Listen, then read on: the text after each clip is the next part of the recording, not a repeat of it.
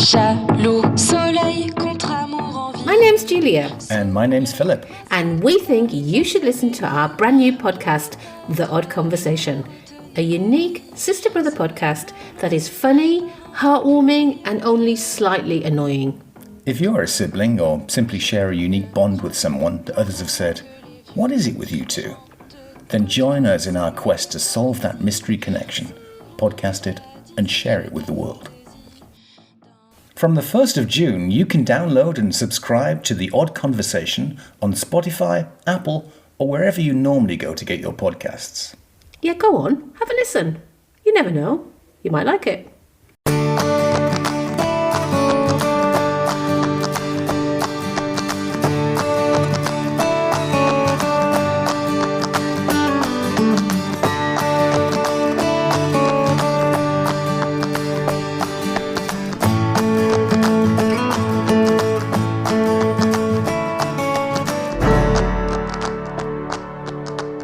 Hello, everybody.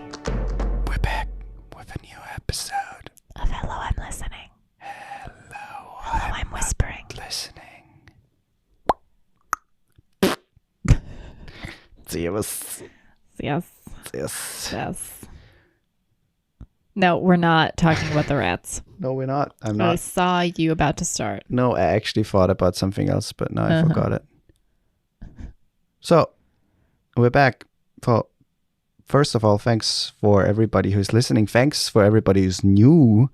We see that the numbers are climbing again, and we really like that, and we very much appreciate that. So, I thought the other day, our first episode, or our first two-parter, because it's a two-part episode, and it's just about Translating us. Love. Yeah. Maybe we should redo that. Why? Not redo it, but just like an episode, and new episode for all the people to explain who we are, where we are, what we do. A little introduction into us. I don't know. I don't know. I mean, maybe, but at the same time, they could just scroll back to the first episode and... Sure, but It's pretty cringy, I bet, That's because it was exactly our my first ever podcast. And I remember how many times we had to like stop and start. There was so much editing in the beginning where it was a lot of cutting out, a lot of pausing, that was miserable. That was really... yeah. If you ever think about doing a podcast, do it, but it's hard to you like to get into the game of just talking, and also not giving a shit about maybe things that you like say or do that might not be perfect, because I think that makes a podcast good, where it's not all like scripted and perfect. It's hard in the beginning because somehow you have to make it feel like you're having a natural conversation. Yeah. But sometimes you're trying so hard that you're not having a natural conversation, even if you think that you are. And I think what we've learned over time is let's just talk, kind of forget about the fact that you're recording, forget about the fact that there are microphones in front of you, just talk and forget about the fact that you're naked. Yeah. Yeah, that's true. So that's why I thought maybe we should do like a little Who We Are 2.0, because the first two episodes are very cringy. Or we do like a re-listening episode where we re-listen to the first episode and then just comment on it. That could be fun. It could be fun. Yeah. We also thought about being more engaging on our Instagram account. I had an idea of just more like video content, not long content where it's like long, podcast length videos, but more just like little 1 to 2 minute things of anything. I mean, it doesn't matter what the topic is. We thought about movie reviews. We thought about, I don't know, anything. But if you have an idea that you would like to share, or that you would like to see, a glimpse into the daily lives of our exciting daily lives. Wow. or just things that you think might be fun for us to do on our Instagram. How you would like to engage more with us on our Instagram, let us know. And definitely follow us on Instagram if you have Instagram. Yes. Yeah, we try to be more active there again. Also, thanks again for everybody who's listening. Please subscribe. That helps a lot. Please rate us on Apple Podcast and now also on Spotify. Mm-hmm. And if you want to support us, like financially a little bit, you can do that on our Patreon, which the link is in the description. Indeed. So what are we talking about today? We are talking about technology. But nothing like, we're not like super nerds or something where we know everything about technology, but more just like, I had the idea of like talking about what it was like when we were growing up, like when we were kids versus what it's like now, because I think we have this really cool advantage, our generation, of like really seeing the advancement of technology from when it was so growing minimal up with it. We grew up with it. We were the generation that grew up with that. Yeah. And I still think it's cool to look back at like how many changes there have been just since we were kids. I love technology. Not as much as you. It's not quite the melody, but you're close. I know. I couldn't find it. Yes, I love technology, but not as much as you see. But I still love technology. Always and forever. Yeah. So let's go back to school. So you probably didn't have a phone or like a laptop or something like that in elementary school, I assume? No. So I got my first phone when I went to middle school, since we had to travel to Linz by bus. And we got our first phones, but not... How old were you? I think 12. With 12, but I also, got the first one. But to those of you listening, smartphones were non-existent at that time. So the first phone I got was just a brick phone with... A brick phone. I mean, it makes it sound like it's a brick. No, I mean I know what you're talking about. Called. I know. I think a Nokia or a Siemens phone with the capability of sending text messages and calling. Were you able to text? No. Okay. We had the plan we had on there was no plan. So if we called or texted, we paid a shit ton of money. Yeah. Let's though quickly go back before you had a cell phone. Yeah. Because, you know, landlines. That was our way to contact our friends, was a landline. Yeah. So if I wanted to call my friend, if she did not live, I mean, in Austria, it might be a little different, but if my friend didn't live in the same area code as us, so you have your area code and your phone number. How large is an area code? What? How large is an area code? It depends, but like it's pretty big. I mean, like the city of Wauwatosa and most of Milwaukee has one area code. Okay. But most of Wauwatosa is 414 is the area code, and some of Milwaukee, but some of Milwaukee is 262. Okay. And so if you had a 414 number and you're calling a 262 number, you pay a fee. Sure. Or higher fee. You still pay a fee with the 414. But there was this rule that after 7 p.m., I think, calls were free. Maybe it was 8 p.m. Like in the whole state or... Yeah, you could call any area code after 7 p.m. for free. Even if you called to like California or something? No, not long distance. Yeah. Local. Okay. Local calls were free. So if I wanted Milwaukee to call my friend, and you know us girls, we talked for hours. And if I wanted to call my friends on the phone, my parents said, most people's parents said, after 7. You can call after 7. And it was like this thing. You could not spend otherwise more than a few minutes on the phone because it was so expensive. Yeah. And it's so the concept of I knew all of my friends' landline numbers by heart. And you called there, and then someone picked up. You're like, "Hi, it's me, Woifi, and I wanted to talk to Danny. Is he home?" And then they're like, "Yeah, he's home. Wait." And then in the background, Toby. Wolfgang's on the phone. Get down here. And you're like, dun, dun, dun, dun, dun, dun, dun, dun, And then you might hear them like arguing in the background, but you're not going to spend more than 10 minutes on the phone. dun, dun, dun. Oh, yeah. Don't forget that you still have homework to do. And then you're like, hey, yes, do you have time to play outside? They're like, no, I'm sorry. I still have homework The to best do. was when people had multiple phones in the house. So it's one line, but you had multiple phones. Oh, yeah. And someone would answer on one phone and then tell the other person to answer the other phone, like, hey, go pick up. And then they pick up and then they say, okay, you can hang up now. I got it. Yeah. Crazy. I mean, crazy times. one of the biggest, coolest things was like a wireless landline telephone, or I don't know what they're called in English. Yeah, it's wireless. That was funny. You were able to basically move almost freely in and around the house.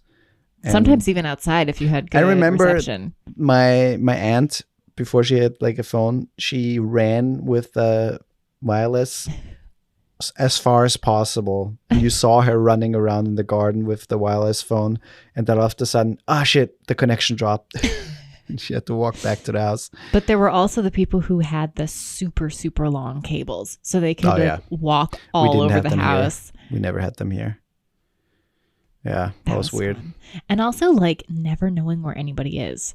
That was another thing that came with that, because you don't have texting, you don't have a cell phone, you don't have Instagram where you're constantly posting what you're doing and where you are. Even when we were playing outside, we said, hey, I'm going over to his or her house, or we're going to play outside, and we were gone. Mm-hmm. And your parents didn't see you for hours. They didn't care. They didn't give a shit. Yeah, it was like, okay. Unless we weren't back at a certain time. But, Yeah. that's so funny. Such a funny concept. But yeah, and then, I mean, at that time we still had cassette tapes, but we also had CDs at that point. So like when we were growing up, we had both, but both were still used. Mm-hmm. It wasn't like cassette tapes were obsolete. They were still very much used. We used them a long time. Yeah, we did too. We had a lot of tapes like in the car, and I mean, we didn't use them for music as much, actually. We used them for music. We used them for like audiobooks. Audiobooks. Mm-hmm. That was we had that too. The main source of tapes in the house. Yeah, it was weird. And I remember when we got our first computer, PC. I was so excited because I knew some friends who had one already and who were able to play some games. Mm-hmm.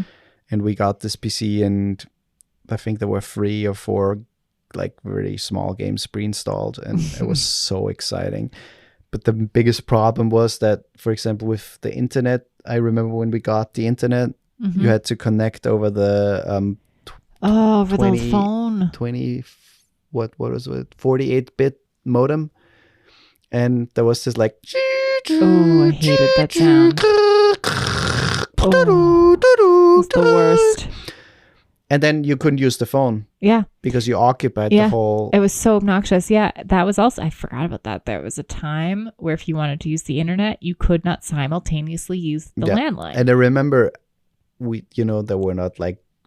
You could just have a flat line. You couldn't just download whatever you wanted to download. There was also, there wasn't really much to do on the internet at that time. Besides that, but there was like a 512 megabit cap or something. And if you went over that, you paid a shit ton of money. Yeah. And I remember that I downloaded a lot of like music, like MP3 files, and I never downloaded porn. LimeWire. Did you use LimeWire for music? LimeWire and Emule. No, we didn't. I don't think we used that. We used LimeWire. And pictures. For some reason, I downloaded so many pictures, like posters of movies, actors, all that stuff. It's so weird. Wait, I have to sneeze. It's going to be loud. Gesundheit. Thank you. Gesundheit. Thank you. But yeah, that was a fun time to grow up. It was a fun time to grow up. It was a fun time. Especially you would cherish those things way more. Yeah. I mean, I remember before, like, we would have like CD-ROM games for the computer. Mm-hmm. And one of them was like, I think it's called Freddy Fish.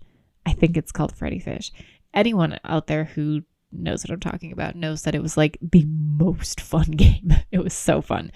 But then there were like these educational games that we had that I was obsessed with because they did such a good job with them. We had them too. But there were only some mini games in it with what we played all the time because they were fun. The rest we didn't play. The one that I had was like a whole storyline, and there were puzzles, and there were all these things you had to solve. It was really, really fun. I would probably still play it today, honestly. Disabled people. I would still play it today. It was really fun. And Oregon Trails, that was the shit. That was the fucking shit. It was the best game ever. I mean, our game was Roller Coaster Tycoon 2 and 1, Sims, Age of Empires, Diablo 1 and 2. Yeah. Lego Island. Yeah, I was definitely more of an Oregon Trails person. But what was interesting, like going back to school, I mean, I think I never really used the phone because the phone was really for emergencies, like if I needed something or if I got stuck somewhere or, so I really never used the phone. And, it was also not necessary. And the nice thing about being completely off the grid, basically, is that you also kind of don't really worry because you can't really physically know where the other person is at any time. So that took away a lot of stress, I think, because... Yeah, we didn't have a whole lot of anxieties as kids, at least social anxieties. I mean, maybe. But to an extent, I think every kid does, but... I think with parenting today or this day and age, the notion of knowing where your kid is all the time is just normal. You need to know that. And I think it's so sad because... like seeing kids playing at the soccer field next to our house or at the skater park, everybody has a phone, and I bet 99% or 90% of the parents know where their kid is at any time. Yeah, but I don't see that. There's not a problem with that. I think the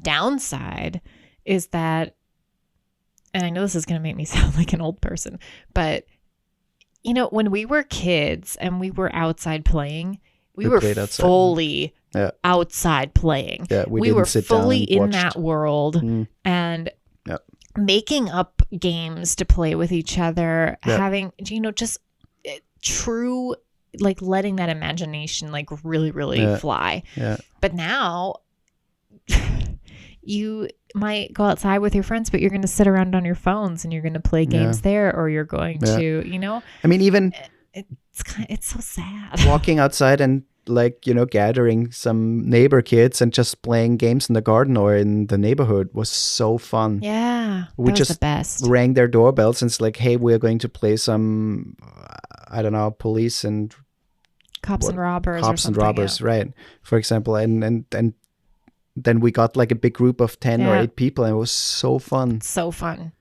And there was no like, now it's I'm like just sitting here and looking at my phone. First of all, you don't even call anybody. You text people now, like, hey, do you want to hang out? Fuck calling. Oh, I like Don't calling. call me. Don't ring my doorbell. I like calling. Ringing the doorbell, that's another thing that's very strange now. I don't like that. I don't like when the doorbell rings. No, I don't like it. But do you remember being younger, the doorbell would ring excited. And everybody was excited. Everybody in the house was like, oh, who's here? You're like so excited. Yeah, that changed. Who could it be? Who's it for? It's like Christmas. Like someone's here to see somebody. I hope it's me. Is it maybe a friend? Is it? Yeah. That's the best. The only thing when I get excited is when I know there's a package coming. That's the only time. Any other time, even if it's like a friend or like my dad or whatever, I was like, what the fuck? No. If it's unannounced. I don't like that. Yeah. I don't like it. That's interesting how that changed. What else is very interesting, I think, is the fact that I was never really able to cheat with a phone in school. So what do you mean? Like with internet, with like an iPhone to Google things, something like that. To look things up. We weren't allowed to use our phones in school. Obviously, we weren't either. But like in my last 2 years, that option would have been there because of an iPhone. and more accessible Wi-Fi. But I had that thing first time really in at university. Mm-hmm. And it was kind of nice to have that. But at the same time, I used it sometimes. Obviously, I used my phone for like calculation and other things to just check. I'm calling your university. Yeah, to just check if I was right or if my calculations were right. But looking back, I'm very thankful that I never had the option to cheat like that. Because our cheating, I've almost never cheated, and that's truth. Our Same. cheating was like, you took the tiniest piece of paper and you wrote everything on it as much as possible on both sides. And but then that's not cheating if they allow you to. Like they told us we could have a note card of a certain size. We never got that. Not every class. Some teachers, depending on the exam, said, okay, you can have a note card that's like a 4x6 note card, which is not very, it's like that. Basically. It's like no, we never got that. And they would say, write on your note card, whatever you fit on there you can use. And we would write so tiny that it was almost not even helpful anymore because there'd be so much information on there that you have to search for so long just to find the thing. But it's there. It's so funny. I remember in like high school, like, I don't know what grade, third or fourth grade, pretty much at the end. High school, yeah. That's not third or fourth grade. Third or fourth grade is elementary school. Nah, but you mean the third or fourth year? Yeah, that's what I mean. Junior, senior. Yeah. So the last 2 years, there was a guy who used a laptop, and it was pretty new in the school. I mean, some people did it already, but he used the laptop in almost every class. And really, that wasn't allowed in our school. And he wrote a lot of tests on it and stuff like that. And I remember for like tests, he had to bring a printer to print it out and give it to the professor. What? Yeah, because how would they get it? How else? The test, you weren't just given a paper test. We were given a no, for example, I remember that. So for example, in Latin, we got like the sheet of paper where we had to translate certain things. Mm-hmm. And then at the end, we had to write like an excerpt, or there was an excerpt written in Latin, and we had to translate that in German. Mm-hmm. And so he wrote all of that on his computer, on his laptop, and then he had to print it because otherwise the professor, how would he get the, so funny. So he brought the laptop, which in itself was already big because laptops back then was really super massive. Bulky and massive and heavy. Yeah. Fucking heavy. And then he, on top of that, brought a fucking printer. So funny. But yeah, it worked. We weren't allowed to have that in high school. Like we weren't allowed to have any phones. Could not be seen even in the hallway between classes during the school day. No phones. There was no problem. And in classes, you couldn't have. I mean, laptops the thing is, or anything like in high school, nobody had a phone like to really do something with it. I remember the last 2 years. That's when the first iPhone came out, but not really available yet in Austria. Mm-hmm.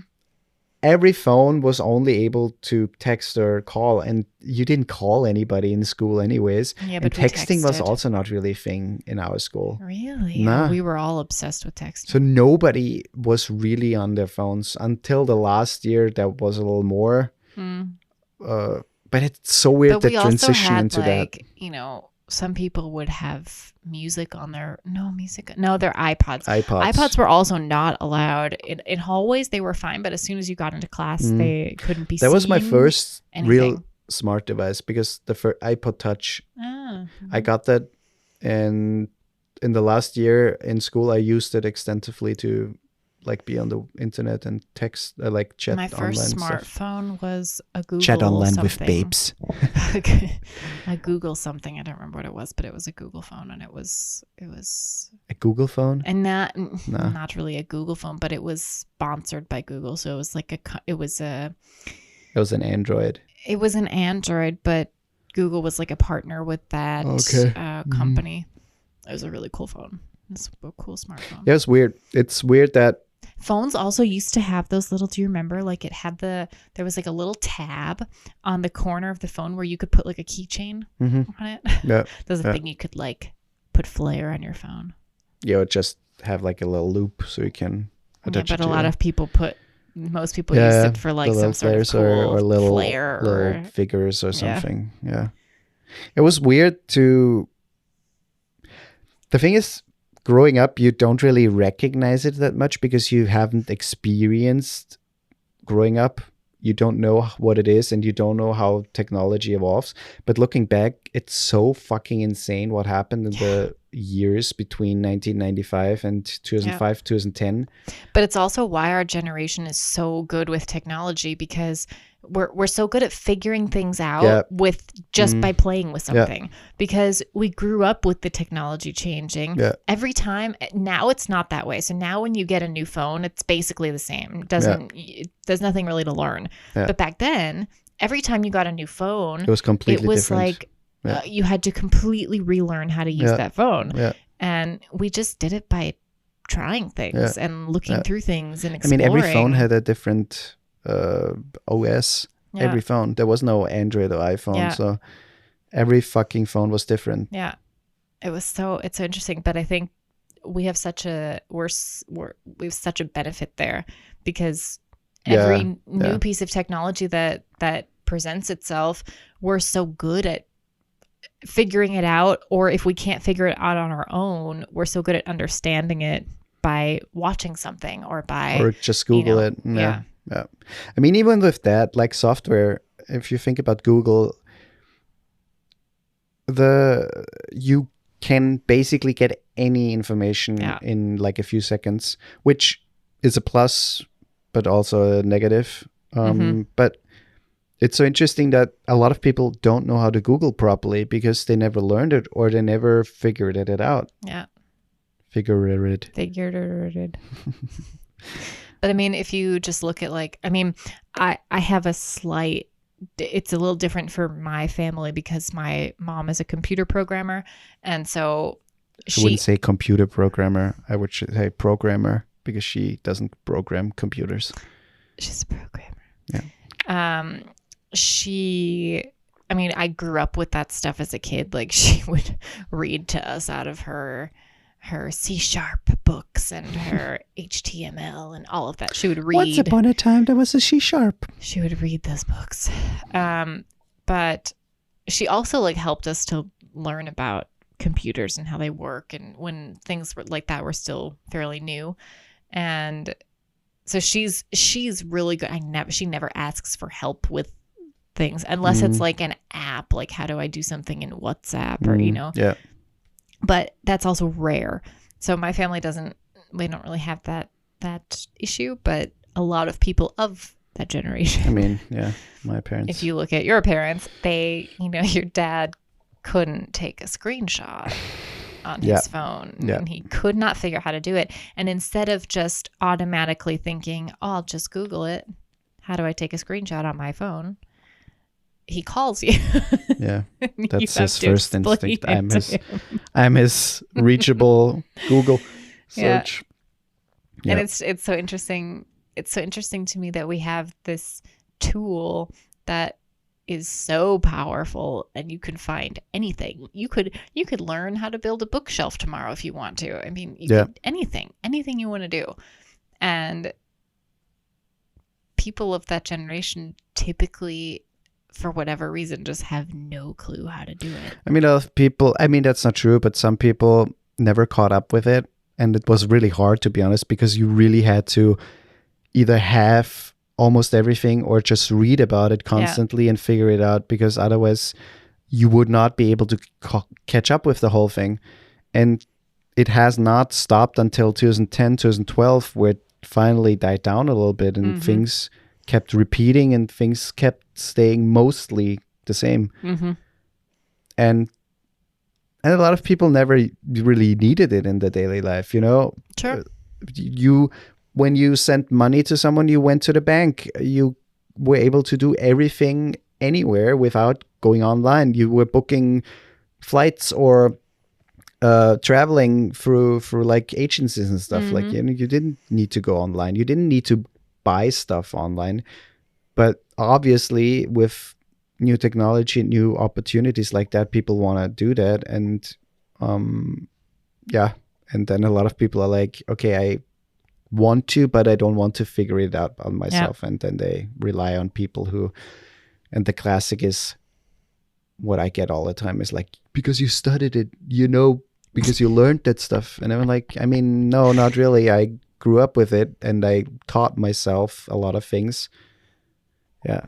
Just because Wolfgang knows how to like create a website, people are like, you studied computers. Yeah, I studied computers. So can you fix my printer? Right. Can you fix my printer? Oh, man. Yeah. We should stop. We should stop. That was a fun episode. Well, just one question to close out. Based on what we've talked about, knowing that technology is ever progressing, it's never going to stop progressing. It's only going to get smarter and unless humanity dies. Until humanity dies, because it will die at some point. Mm-hmm. Let's be serious. Does that give you any pause? Does it make you nervous? Just the idea of technology never... No. The thing is... never ceasing to be more intelligent. More intelligent. Yeah. Nah, I think we need technology to advance in a lot of fields. And I think at some point in a lot of professions, technology will evolve higher than a human can be. Like in medicine, for example. And I think it's important to push that. But at the same time, I think you don't have to use all and everything what technology offers you at this moment. I think that's what I there are things that, like VR, for example, is something that I think is very fascinating and funny, and especially in like an art form like games or like in installations can be very engaging and immersive. But it's something I'm not personally interested in to have and to buy. But that's the thing. I think, for example, in some places it's not necessarily necessary, but definitely beneficial.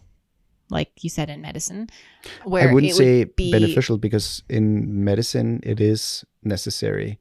A lot of treatments, a lot of vaccines, a lot of things would not be possible without technology. And I'm not talking about the technology that already exists. I'm talking about future technology, about, like more of these robotic surgeries, and which are phenomenal. That's already a thing. Yeah, I know. Yeah. I said more of. So you said future. So yeah, more of them in the future. But again, I think those things will be necessary. But that's to what I'm saying. That's exactly what I'm saying. There are stuff. things like that I think are more necessity. Yeah. But I think there are things that are simply just cool to be cool. And unnecessary. It's not something where it could potentially take away more than it gives, if that makes sense. I mean, a phone on itself is a very cool thing, but we all know that most of us are on our phone way too much. So I would love it if we somehow got rid of like having smartphones, where it's like you can have a device that, you can still, I don't know, like a smart camera or something for pictures, but I don't know. I just don't like phones. A camera that connects. I would prefer calls. with no internet. No, with no internet. I would but then love it would not be smart if we didn't consistently have internet at our fingertips. But you can turn it off. Yeah, I know. Or you can buy a phone where that's not a possibility. No, sure, but those eventually are also just going to. The thing is that won't obsolete. go away anymore. The aspect of being connected all the time won't go away. No, sure. The form factor of having a brick phone like a smartphone will change into either something that you wear on your body or something that is in your body. Those are the two. But that's exactly what I'm saying. Those are things. Let's just leave it how it is. You can update the technology so it continues to be relevant, but it doesn't need to change in the sense that we're already too attached. And it doesn't need to be somehow more attached to us. I think that's just stupid. And also, I don't want robots to take over the world. Also, I mean, let's be honest, that would be cool. It would not. Yeah, it would be Terminator and shit. That's it. If you want to support the podcast, head over to our Patreon page that's linked down in our description. And please like, rate, subscribe, rate,